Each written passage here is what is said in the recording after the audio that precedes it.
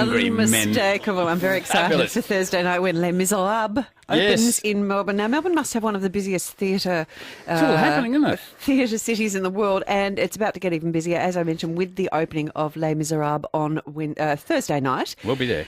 And Sir Karen Mackintosh is putting on this production. We are very lucky to have him in the studio with us. Good afternoon. Lovely to be back in Melbourne. Terrific to have you here, Karen. Now, when you say putting on finishing touches to Les Miserables now, 2 nights to go, what are you actually doing? What's your involvement right now? Well, this is the first production that we've done since I opened it up in Broadway in the end of March. So we've actually made some changes, and anyone who's seen the show before, we brought the whole environment into the theatre, and every theatre is different, and so we're just fine-tuning the last bits of what we needed to do to Her Majesty's to make it look totally perfect. But does that drive the cast and crew mad if you're rushing in? What sort of things are you that's what I'm talking- here for. But what do you mean? What are your tweaks? What Well, I changes mean, would you I make? came in and I just saw that there was too many straight lines. I made them take down part of the proscenium over the weekend just to liven up matters. And of course, we're dealing with the hot and cold weather of Melbourne. I haven't seen all 4 seasons in one day. I've certainly seen 2 of the drearier ones, but nothing is miserable inside the theatre, but the weather could help us a bit. And, of course, that's affected us with some of the cast having throats. But I did hopefully hear they'll that. all be on. They'll all be on for Thursday night. I think one of the preview performances had to be cancelled because Well, of that. no, But I is moved. everyone I didn't. okay? I moved it because okay. because we had a number of the principals off, and that meant we were having to rehearse the understudies rather than the show with our preview period. So I just wanted to gain some more time, and because it's also an opera. And you can't keep them singing all day and expect them to do 8 shows a week. So, it's all there. It all keeps it bubbling, and it shows that no one will be complacent before Thursday night. But it's going fantastically well, and the preview audiences are loving this new version. And it's a marvellous younger audience too than we had, and that's all part and parcel. Well, 25 years since the first one, It Cameron. is. I mean, that's extraordinary, I isn't know. it? I'm finding it really odd. Here am I, sort of in my late 60s now, and finding that a whole new generation of people who've never seen my shows 25 years ago, all of them, like Phantom and Saigon and everything, are coming seeing these shows as if they're brand new shows, not like they're revivals. What do you think's causing that?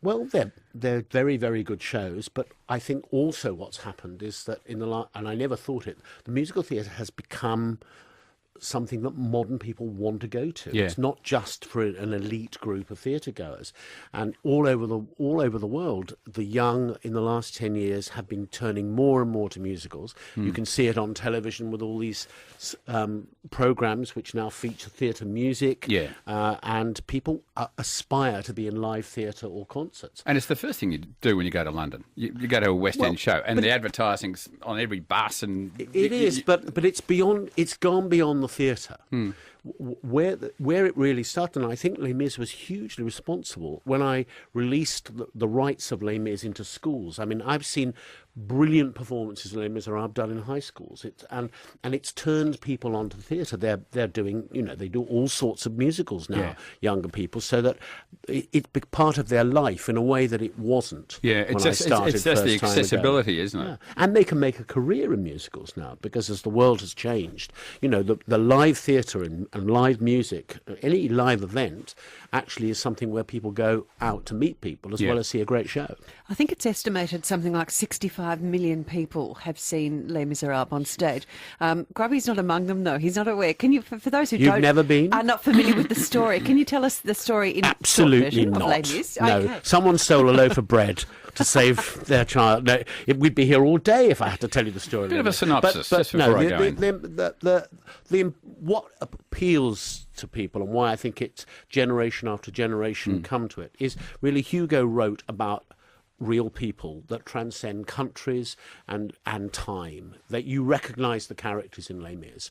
It isn't just about this particular story. It's about love, it's about life, it's the kind of people that you meet who just go and take. And above all, it is about Jean Valjean's journey through life, someone who started off as a prisoner, again, stealing a loaf of bread to protect his feed his family. And he has a redemption. and his life is about that redemption. And he is chased all the way by Javert, who is only driven by right and wrong. And the world is not about right and wrong. It's grey is the thing we have to deal with.